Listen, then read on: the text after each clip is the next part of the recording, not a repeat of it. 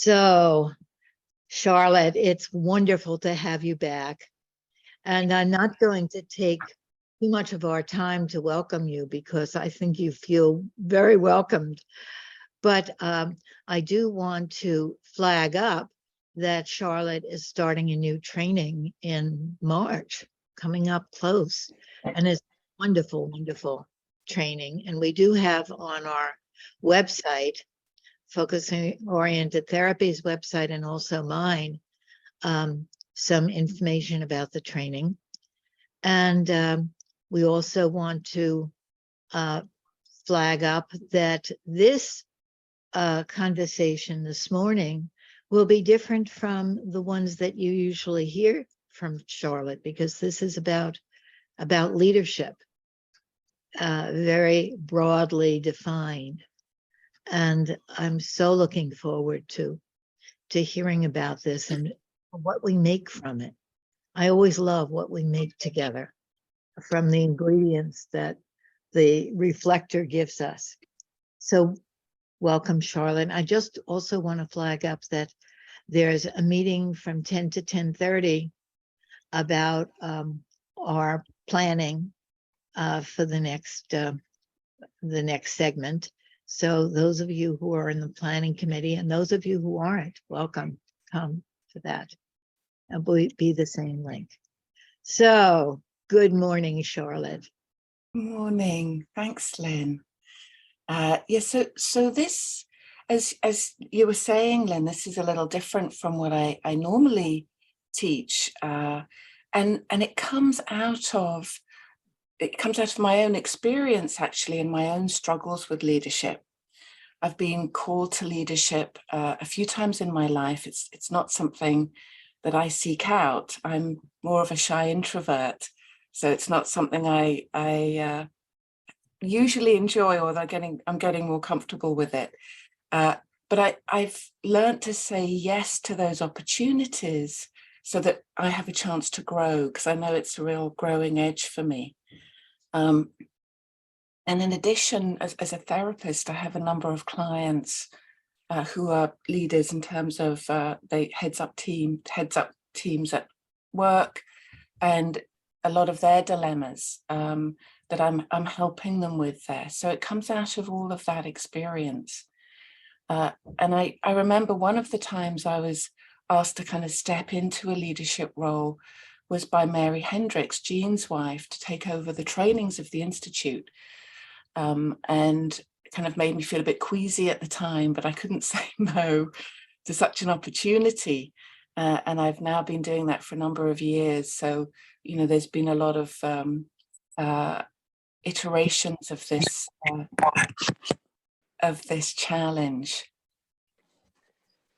I also am a consultant to a big college, and I'm going to show you a video of that later, where there are a lot of interpersonal difficulties, or sometimes interpersonal difficulties between faculty, and also between faculty and students, and that some of the sticky points there in terms of leadership and how to deal with that has been a kind of a central topic for the people that I've been working with. So I'd just like to say that, we're all leaders, actually. So whether it's through work, or we're a parent, or even just leadership of our parts, right? Our leadership of self, our family of self. There's an element of leadership in all of those manifestations. And when you are asked to be a leader, or you have to assume that role, there's a way that you take leadership.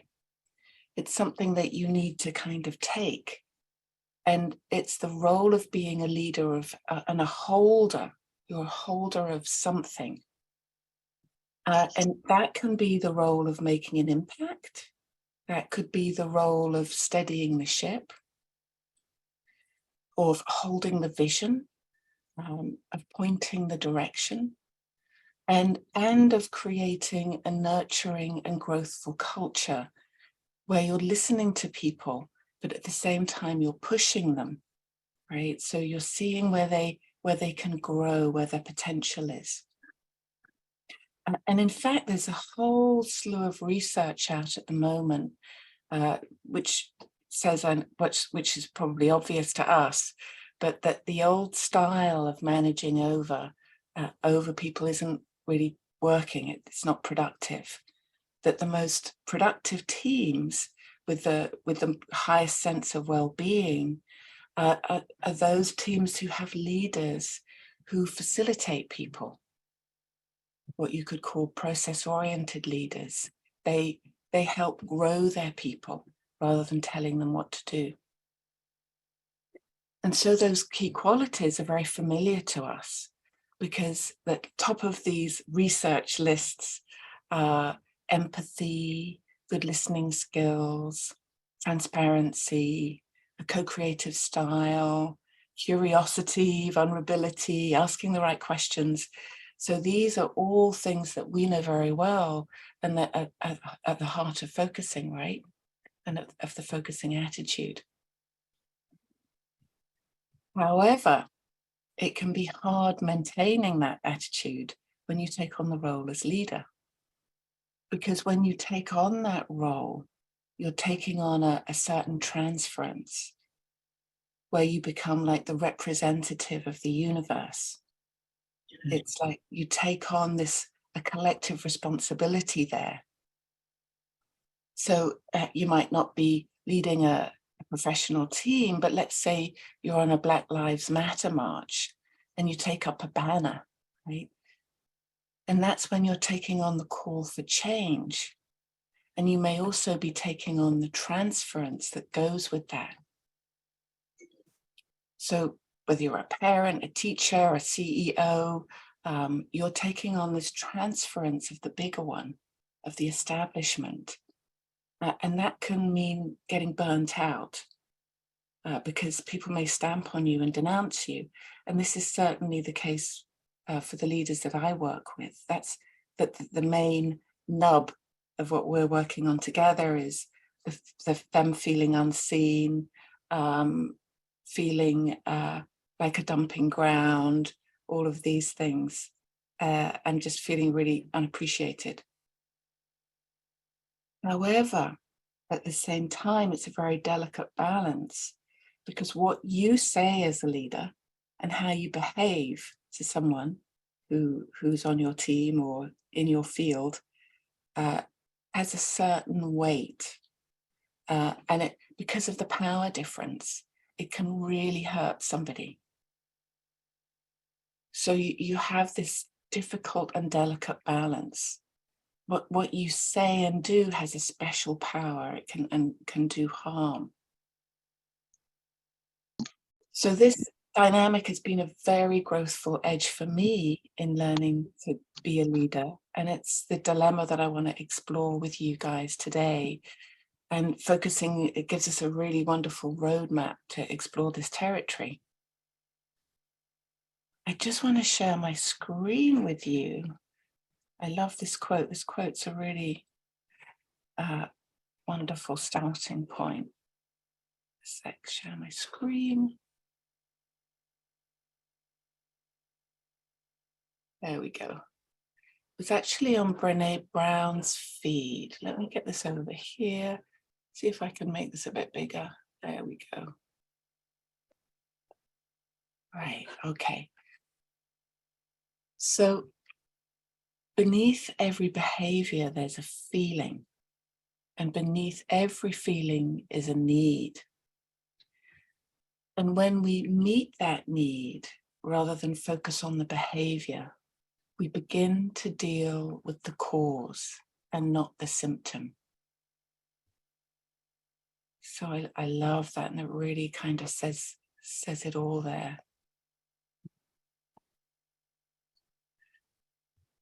So this is where Jean's concept of the one in there is so helpful. Because what we're doing is we're listening for that one in there. We're listening for the other's deeper point that's trying to be made. And then we're trying to carry that interaction further. And what this concept does is it helps us to kind of duck under the wave of defensiveness or of attack. And it allows us to stay open and curious and receptive, because we can align ourselves with that one in there of the client and the one in there of ourselves. So how do we do this? Well, we know that we only use, let's share my screen again. We know that we only use 5% of our processing power in our everyday consciousness, the old tip of the iceberg here, with 95% or more of our processing out of awareness in our unconscious, or what Jean calls our implicit. And we also know through research that actually only 10%, I thought it was more, but it's actually only 10% of what we actually say in a conversation is conveyed in the content, with 90% being carried and communicated in our non-verbal cues. So our tone of voice, our postures, our gestures from the underneath. And so as focusers, we know how to look and listen for these non-verbal cues as they emerge. And we also know how to listen not so much to the content, although we have an eye on the content, but for those feeling words, those unusual descriptive words and images and metaphors and movements that come from this underneath, that are emerging from the one in there.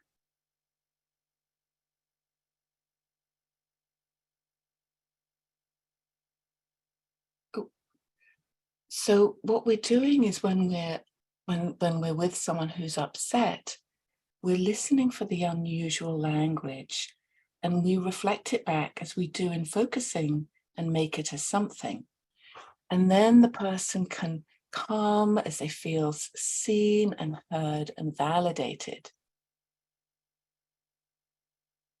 And then if we can, we do this for our one in there. And this is something that has been really important for the people that I work with, this concept of their one in there, who's feeling upset and tromped on, that they can make us something and be with during the interaction.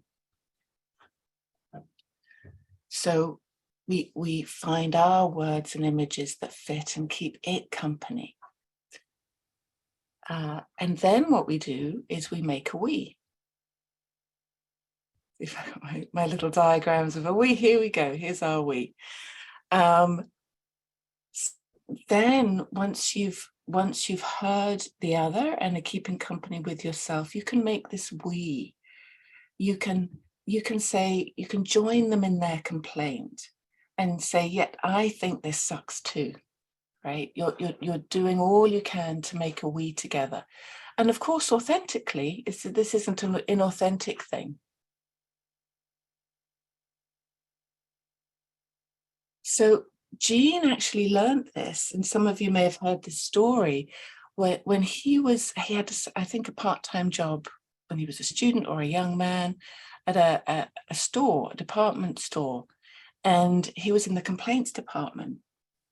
And he found that he was getting really exhausted with all these people coming in saying, oh, this stuff's crap, it's terrible. And then one day he thought, why am I wasting all my energy? Why don't I just join them? So he'd say, yeah, oh my God, I can't believe they're making such shoddy stuff. How terrible of them. Oh yeah, I agree, it's so terrible. And his life became much easier. So I have a little video I want to show you of this. I did a role play. So one of the people that I consult with at this college, they have a number of students who, for various reasons, don't meet the criterion they need to meet to pass. Sometimes they have to retake. But in the example that I'm going to show you, this student was actually on her last take. She'd been in her class for years and couldn't get past the first year. And the state only allows you, the licensing state licensure only allows you 4 tries. So this is something that is out of the college's hands. She keeps asking for dispensations, but they can't do that this time. She's at her limit. And apparently their frustration, and this person's frustration, is every time the student comes with a lot of excuses, and all the stories conflict, and so they feel that they're being lied to, and they don't know which way is up. So I role played this with her before she had meeting with the student to tell her this was her final try. And what I'm doing in the role play is I'm doing this, listening for the feeling content of the student, sometimes using my own words for that, and listening to that, not going really so much into the story. So I'm doing that kind of reflection, and then I make a we. In terms of what can we do about this together. I agree, if I could let you have another chance, I'd let you have another chance, but that's not possible. So, and actually this role play went on for 15 minutes, but I've edited it down to 5. So I'm just taking the most salient points. So this person really went for the role. I'm just going to show you a grab, and if you know this person who's doing the role play, I'm playing her and she's playing the student, could you just let me know? So hold on a second, let me just bring up the video. Let me put you guys over here. So let me make it right. So I'm going to show my screen, share sound.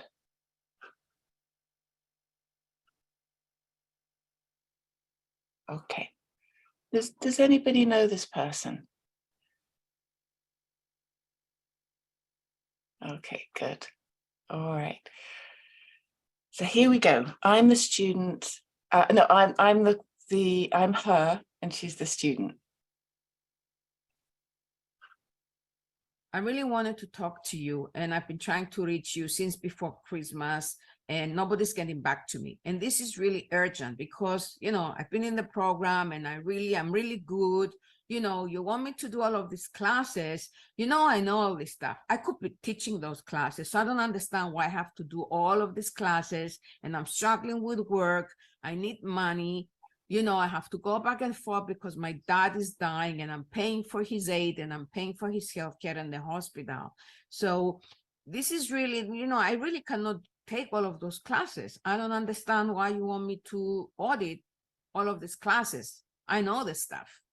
Yeah, wow. I mean, it really sounds like you're overwhelmed, particularly with your dad being really sick. That's really, really stressful. I'm really sorry about that. You've got a lot on your plate, right? And I saw you trying to contact me over the holiday, and there's a real sense of urgency there. Yes, because you sent me the letter and the email that I have to do this, and that I'm withdrawn from the college and I can't register for any classes.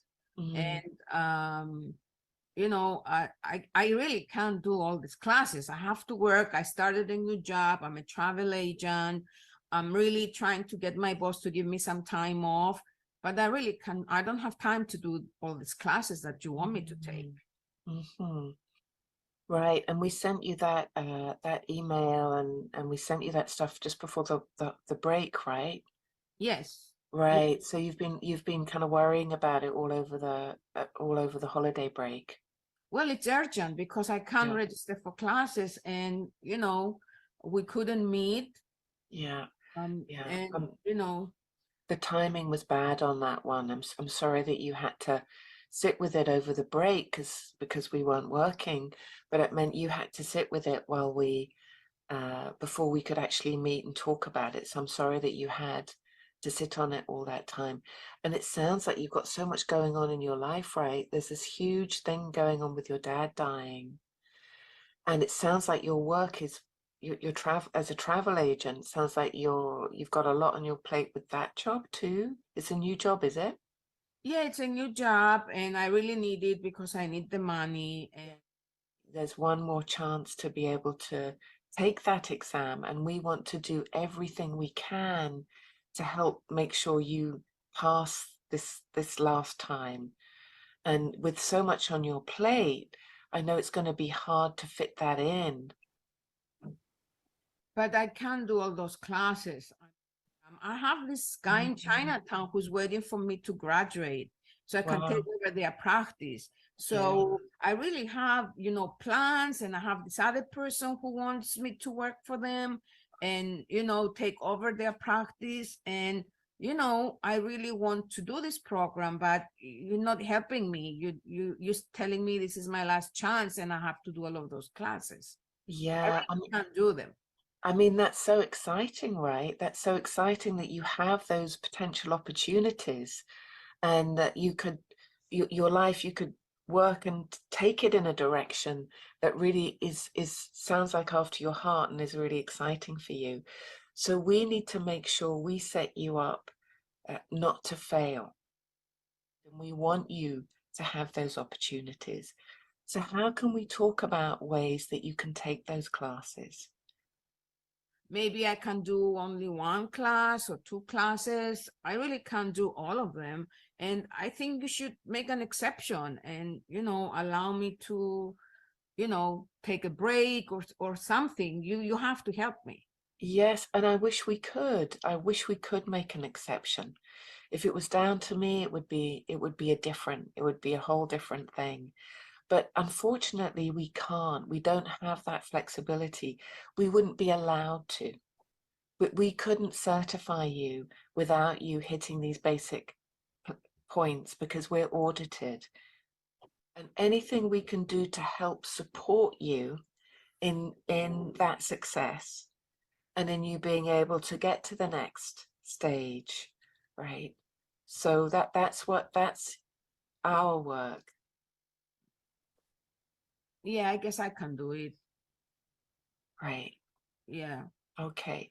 Because So I we'll, really, yeah. yeah, so we're, I know. I can do this, and you know, I have these opportunities, and you know. yeah. So we're on the same page in here.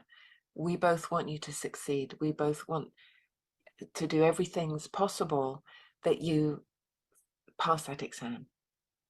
We're on the Yeah, same okay. page there. Okay.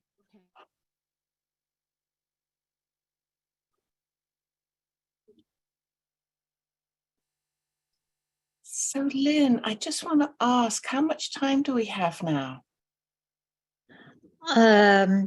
Well, why don't we make sure that we have, maybe if we had 5 minutes for you to speak, and then open it up to conversation, and then we should go into the breakout rooms around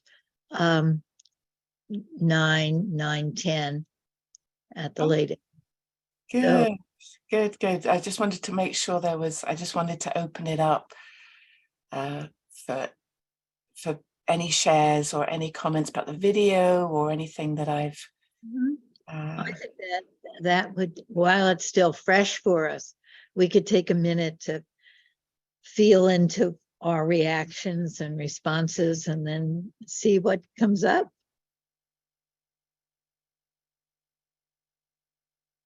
Yeah, so yeah, what any thoughts there? I have Charlotte. It's great.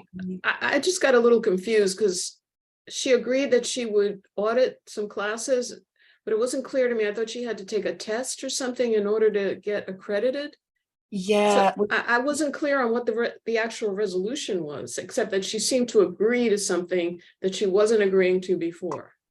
yes. Well, she has to take extra classes to get her to the point where she can pass. I see. Okay. There are two things she doesn't want to do. She doesn't want to do the exam again, and she doesn't want to do the classes. And so the advisor, the faculty advisor is saying, look, this is what you need to do, because she keeps failing and she keeps not doing the classes that she needs. She feels she knows it all already. Even though she keeps failing, she feels she knows it already. So it's really trying to get her on board with the idea that she needs to take these classes in order to be able to pass, and that we can't do anything about the exam. Okay, thank you. Is that Yeah. Hey, Charlotte, hi, how are you? Good to see you. good to see you. I just want to say my daughter is a professor at U of Chicago, and she goes through exactly the same thing about people not coming to class or not doing what they're supposed to do. So this, I want you to know it's going to be sent on to show her. But what I liked was, what I picked up was you made it, I don't want to say impersonal, but it wasn't about you. It was about what the college requires. So it wasn't, so you had both compassionate understanding plus the concrete of what the college requires, right? Right. Yeah. So thank you. That was great. Yeah, thanks, June. Because I mean, that is her role as leader, right? She's this woman's head of faculty and is operating within this system. She has this role where she has to be this intermediary where the system can't change. But with this college, it's actually a college of Chinese medicine and herbs. So, I mean, I'm not saying other colleges aren't. The people who work there are very compassionate, and it's about healing. And so they feel very strapped because people come and say, you're supposed to be a holistic college. You're supposed to be there for us. How come you can't make exceptions? I have all this stuff going on in my life. You're just taking my money. So this is a dilemma they're in all the time. And in fact, I was asked to do a presentation like this for all the deans and faculty, because this is such a difficult dilemma for them. How do they be firm and yet compassionate, and really help make that bridge? It's like a bridging. It's a bridging that they have to make. Steph. Hi, and so funny you said that word bridge, because that's exactly what I thought about it, that you're the bridge for her. But also in like the emotional intelligence was just amazing, because there was such an acknowledgement of her emotions, her feelings, her sense of what is the defense mechanisms of how she can't do this thing, but by acknowledging her on a deep level, it allowed her to kind of move through that. Yes. I myself have been like on the phone with, a sales representative or somebody being in a state. And when they show me compassion and yet hold the thing, it makes all the difference in the world, because there's a release that happens once. And that's what I saw. I saw the underlying leadership, if you want, going on. And it was brilliant. It was brilliant. Yeah. Thank you. Because that is also, because I was playing her, right? She was very frustrated because not only were the stories always changing, so she felt kind of duped. Right. But also over the Christmas period, this student had called like obsessively and repeatedly while everyone was on holiday, over and over and over and over. So she was really frustrated and feeling upset. Yeah. And so it's really important when you're in that position, as you say, to speak to the underlying feelings rather than the story or the content, although obviously sometimes that's important too, but in this case. Yes. Yeah. It's brilliant. Yeah, thank you. Annecy. It's been so long. Yes. I'm so glad you're here, Charlotte. kind of Stacy resonated what I was going to say. Like everything she said was like on point. Watching it, I saw the empathy to the experience, and I'm at a university and the students do the same thing where they have to take field internship in order to get a master's degree in social work. And a lot of them are like, but I work full time. I also do this and now I got to take classes. Now you're asking me for an internship, and it says it on the website. It says it when they apply. I mean, I don't understand why when they're in it, they're like, you should modify the internship. And I only have a few advisees, so I'm able to really be there for them and kind of make them understand that they signed up for this experience, and this experience includes this internship. But I'm a secretary for the dean at the school in Brooklyn. It doesn't matter. You still have to do an internship, But Right. for the field department, like this would be so helpful because the field department manages all of them on a regular basis. So they're getting this a lot, and they really have lost empathy. Yes. I mean, they're just cold, and they're not gonna, but just, I wish that they could take a moment like this just to hear everything you said, and even seeing this clip, that they could be able to share their experience and begin to think of how can I manage it? How can I go in there and kind of take a break? Because for them, it's a constant. For me, it's just a little bit, so that I could kind of be Right. more, hold space more. But for them, I'm thinking of them. It's just so difficult. Yeah, and it really helps you when you do this to duck under all of that frustration and all the aggro and the hurt. 'Cause Yes. I work with leaders in all kinds of, like in finance, in the teachers, companies, across the board, that and these are very compassionate people, very emotionally intelligent people, the people I'm thinking of, who really go the extra mile, and then they feel they're just unappreciated and dumped on because people are just bringing all their complaints and projections, and this really helps to get underneath that and to keep your heart open and keep it connected, which is so Yeah. important. And I appreciate that because they are open-hearted and caring and loving, and they want the best for the students. But when you have a lot of it, it can become difficult. And it's like, how do you stay in that compassionate space that I know they all have? But it's just, I know that it's hard for them. So I kind of feel for them.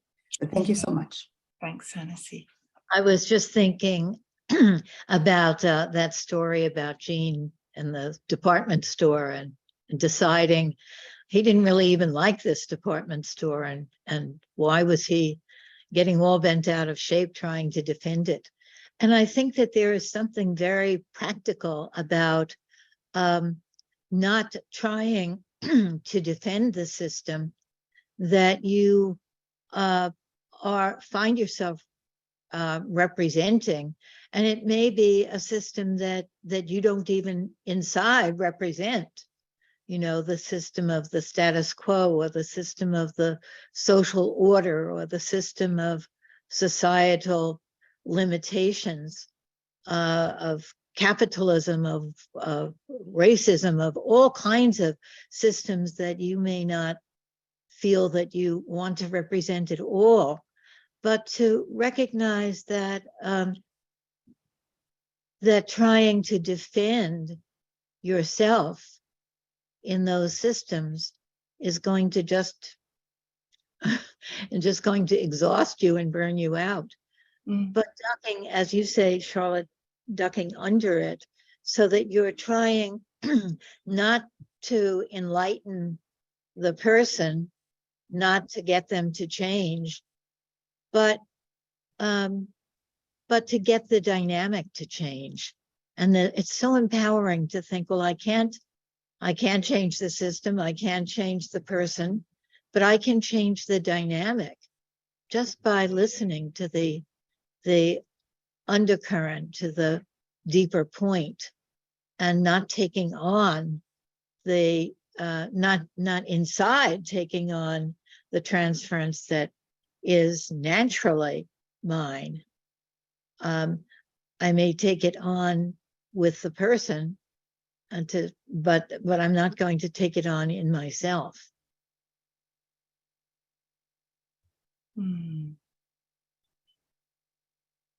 Yeah, beautifully said. I was also thinking how when people are heard in this way, there is this challenge. It's like we are allowing them to get out of those stuck places. This person was so stressed with all the things that were going on with the father and the job and everything else. And once that was cleared, when that was heard, in the end, it was so impacting how this person said, okay, I can do that. So what I was coming to was the possibility, the being heard brings up this possibility in the person to bring out their whole potential, and they felt that they could do it in the end when before they were stuck. Yes, that's lovely. Right. It brings out their leading edge, right? It brings, as you say, their potential, their leading edge. And also where she was speaking about, like, she's got these opportunities, but when she does hopefully pass, and then really highlighting those, not just highlighting all the stress, but wow, there's this guy in Chinatown who wants to take you on. That's so exciting. Let's work with that. Let's work towards that. So also giving that real space. Thank you. Yes. Hi, Charlotte. Thank you for this great role play. You know, I'm left with something about the system. The unfairness of the system that is judging and evaluating someone on an exam. Because many of us can get the content of something and the material, but not pass the exam. Right. This is a different way of processing. And this is not taking in consideration. And I guess if I would have been her, I would have liked something about that too. Like, you know, and how limited that we have to assess all your skills just on an exam.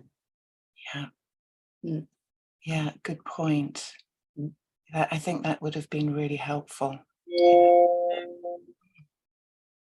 Yeah, I just want to respond to Sophie, Charlotte. Sophie, that's so beautiful how you said it.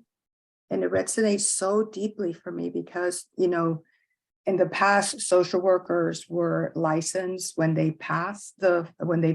graduated their master's, it was fine, right? And then they got the LCSW, and then somehow or another it changed. And in order to be a social worker, you had to be licensed master right after graduation, and then later licensed. And a lot of people, the exam is so biased and unfair that a lot of people of color are not passing it. And then 2 years or 3 years ago, what ended up happening, anybody that did not have that license lost their jobs. They just lost their jobs. And we went to Albany. We've done so much, you know, so much support for this. And now we're also working on taking away that LMSW license, that just to keep one of the licenses, not the one that you graduate. Imagine spending $50,000, $60,000. And like you said, not passing that exam, that it's such an unfair. So, you know, of course they have to take it. But I also feel like you said, Sophie, I say it's unfair. It's a bias. You know, there are a lot of issues with the exam. Yeah. And we have to go to that place of the unfairness to be judged by a written exam where not everybody does well in standardized examinations. That's so compassionate. Mhm. I was thinking also that that's what Jean did in the department store. I said, Yes. I don't even believe in this stuff that I'm selling. But here I am in this position, and I'll do the best I can by taking it back, right? Taking back the merchandise. But I was thinking about the difference between being on the person's side when the details of the story maybe you don't believe, and being on its side, which Charlotte teaches in her training, which is being on the deeper point side, being on the one in their side. And it's so much easier when you don't have the Sophie's Choice. I don't know if you're familiar with that movie, of being on the person's side or not being on the person's side. When you're on its side, yes, you can just breathe there and find what its side is. Thank you, Lynn. Lynn, I'm just wondering about the time.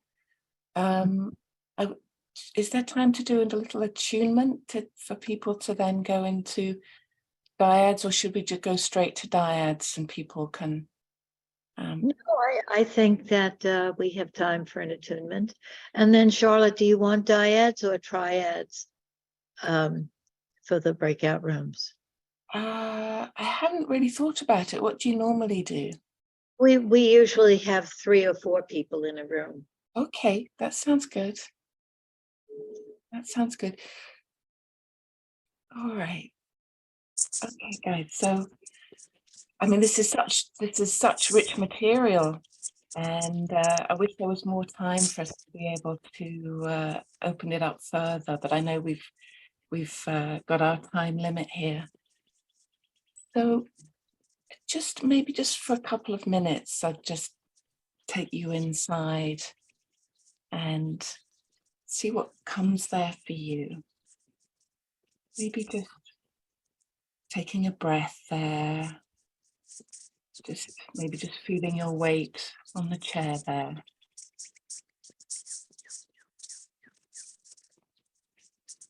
And just doing what you need to do to turn your attention inwards.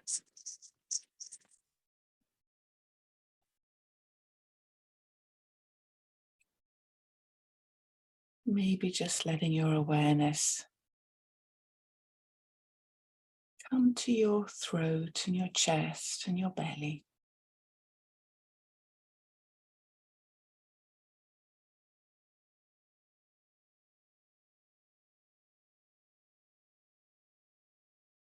And maybe just taking a moment to think about places in your life where you've had a leadership position.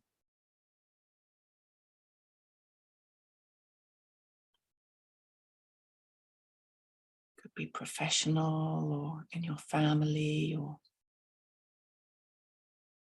with yourself and the various aspects and parts of yourself.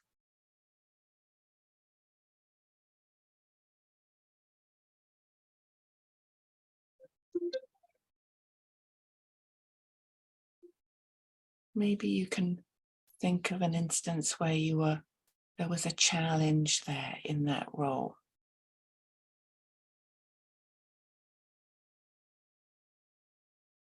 Oh.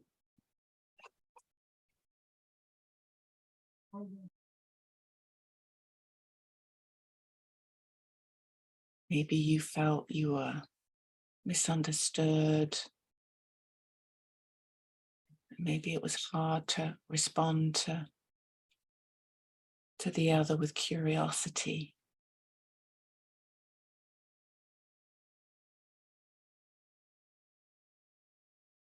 Just letting an incident come there.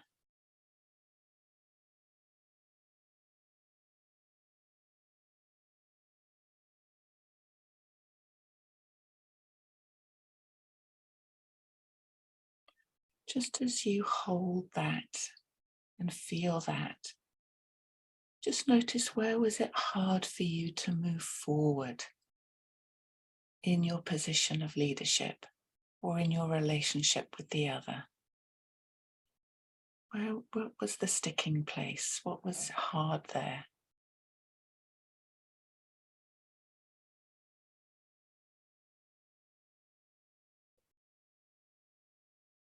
What was your dilemma there?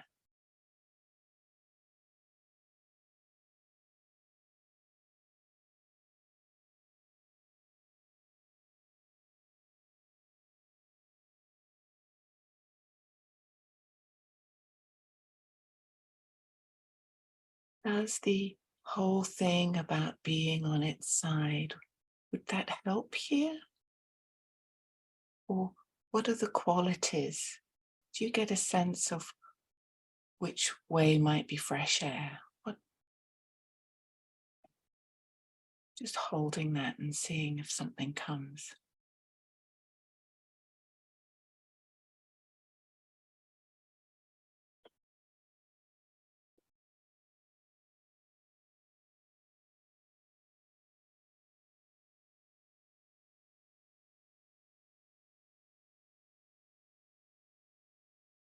And then just coming back when you're ready.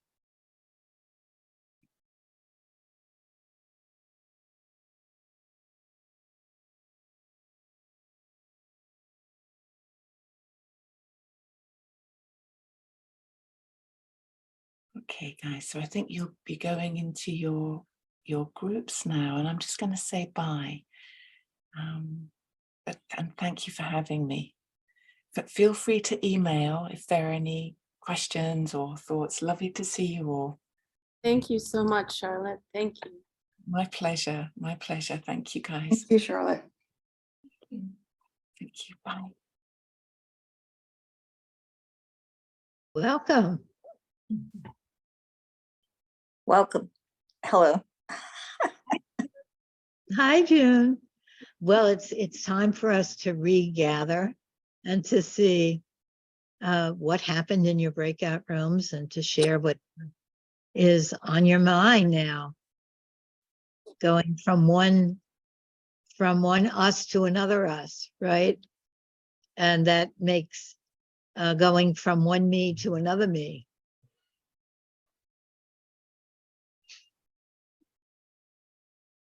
I don't see Charlotte. I thought she said she was left. leaving She afterwards. was leaving, yeah. Then, yeah, she did say that. Okay. And Lynn, I just have something short to say. You know, I'm in such deep gratitude for June, and like I'm teary, like just teary, but it's just deep gratitude for our share. Oh, thank you. Wow. Okay. Thank you. And I say thank you, sweetheart. Good luck to you. Anybody else? Anything that is there for you?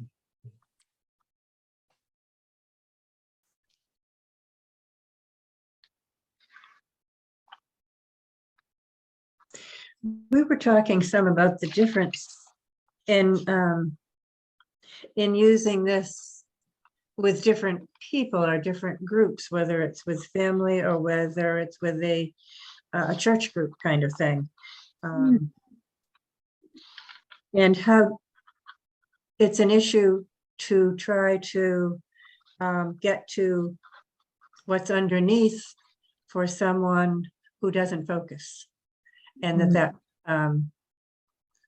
could have some more difficulties to it. But I thought that I'm blanking on her name now, did a great job with the role play and opening up that other student.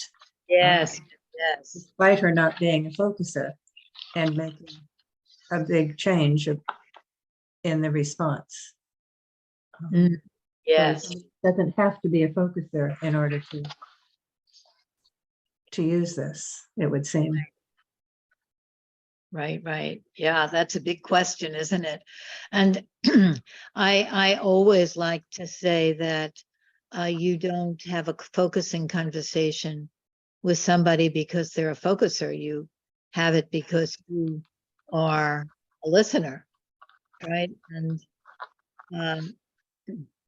the ability to have the anticipation not of changing the other person or having them understand you, but the freedom to just be wanting to understand where they're coming from and to learn about it. It makes a huge difference. Whether it's a family member, whether it's a part of yourself, whether it's a church group, a political group.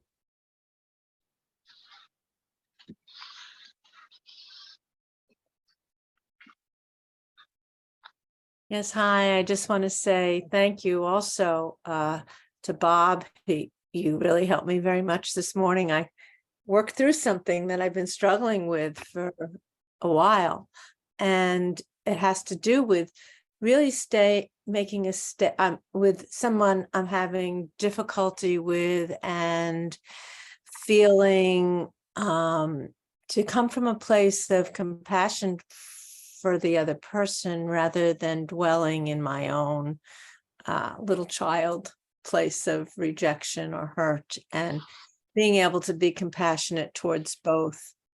And I think with Charlotte's work today, and as you put it, Lynn, I think it's a real difficult balance sometimes for me as a therapist to be compassionate and understanding, but yet also set a clear boundary about something. And that dance between the two sometimes it can get difficult and blurry for me, because I can err more on the side of compassion than the boundary. So, hearing Charlotte's continuing to join with this woman and join without necessarily getting pulled into her own feelings and getting swept away by whatever is going on for her. That's difficult. So that's an art. So it was wonderful to witness that. Well, it also is such an important skill that we learn in focusing. To put aside right next to us, not all the way aside, right next to us, our own feelings and judgments, and to put that right there, and at the same time be able to set ourselves the task of really just listening to the deeper point. That has nothing to do with boundaries, right? The boundaries are don't have to be representing the system or representing any particular view. They're just right there next to us. Right. Not getting pulled in to either. Right, absolutely. I like the observation that all feelings have a need. I never ever heard it quite that way, but it resonates with me. Oh, yes, absolutely. Nonviolent communication, made that so clear for us.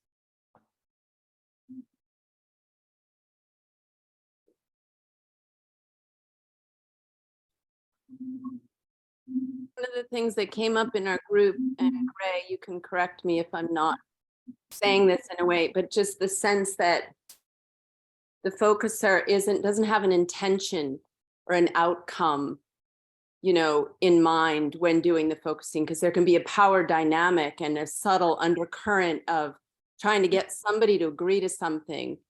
Right. And yeah. And Gray, you can correct me, but I thought that was actually a really important point. As a parent too, with my kids, they always know when when I've got an underlying intention, and I have to walk that fine line. Yeah. Right. Dean was very good at that. He would really admit it. He would say, Well, I know I'm out here to sell you something, but let's put that aside. I want to hear what you need, what you think. I don't expect you to buy it.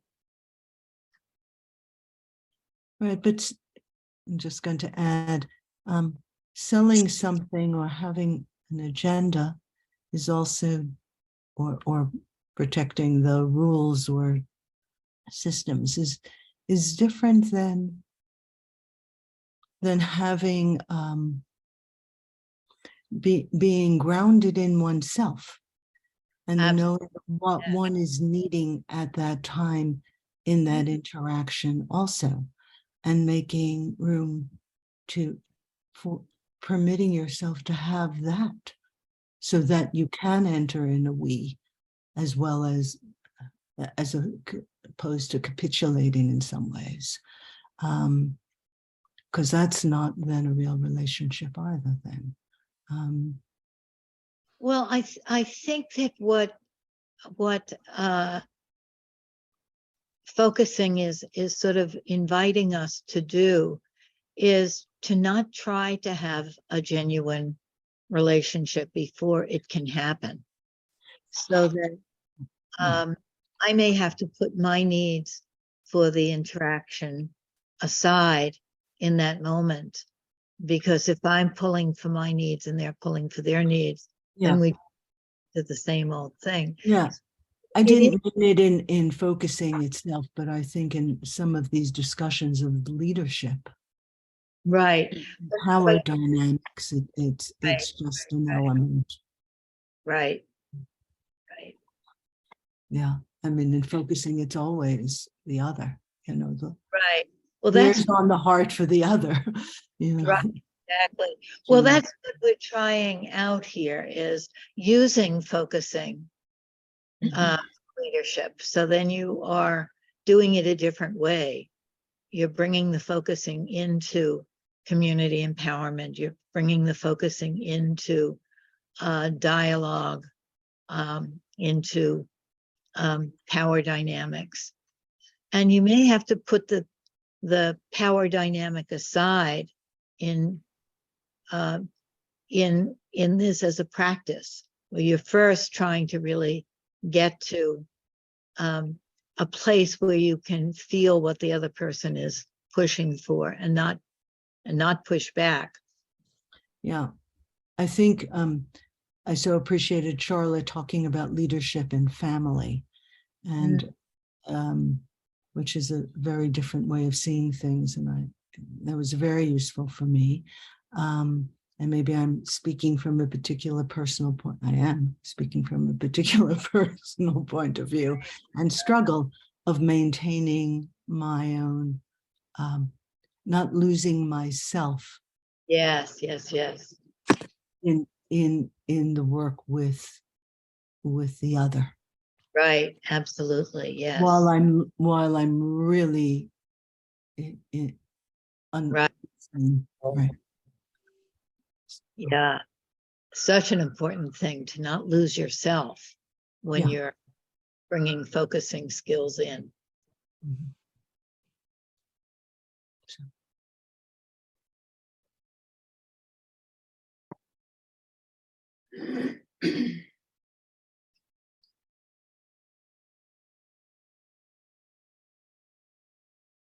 And maybe it's a little harder with those who are much closer to, within families. Absolutely. It has different challenges than the organizational challenges. Yes, absolutely. Yeah.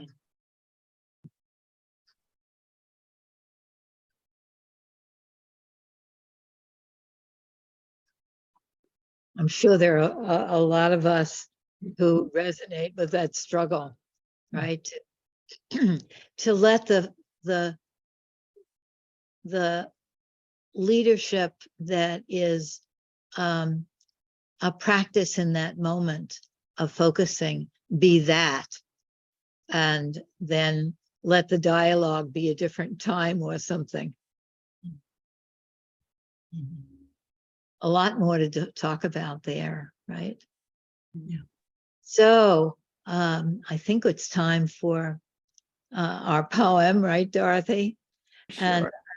reiterate that our meeting at 10 o'clock is open to everybody, anybody who would like to give input for our next season. Please join us at 10 o'clock on this same link. And Dorothy, we're ready for your poem. Here we go. The poet today is Patrick, excuse me, Otuma, who's from Northern Ireland and quite involved in reconciliation, and certainly is embedded in the history of conflict in Northern Ireland. And his book is Sorry for Your Troubles, and troubles is a name for the conflicts of the Irish. Sorry for my voice here. Postcards to the center. To the center from the edge. The circles marked out by the dredges of your justice, and at these deep place ruts, we eat the crusts of hope. Must the circle never end? Please, can we make a new shape, shaped a bit like you and shaped like me, shaped like how we think that things might be, if things were not the way they've been. And yes, I know that's a dreamer's dream. Sometimes dreams, like nightmares, can be real.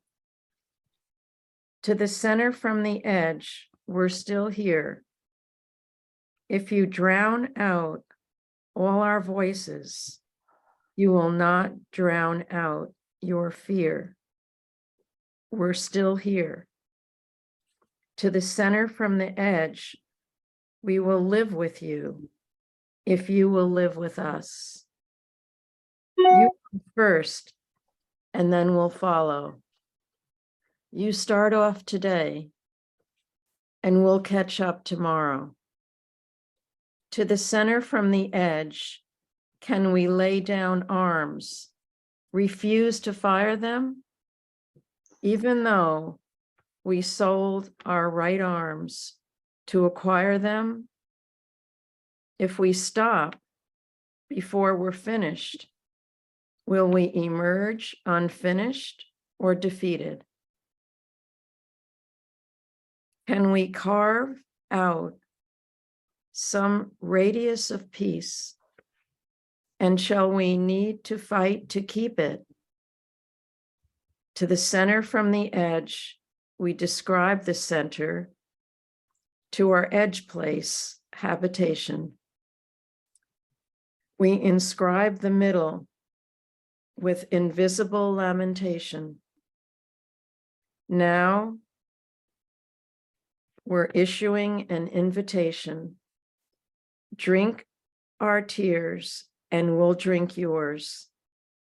Show your fears and we'll show ours. Yes, thank you. Thank you, Dorothy. Did you put that, can you put that in the chat for us? Yeah, I put the name and the title in the chat. Very, very good. Okay. We'll see you next week. And we're going to have Stephen Adler, new coordinator from Brazil, next time. And we'll see you then. Thank you, Lynn. Bye. Bye. Bye, Thank you. everybody. Bye. Bye-bye. See you soon.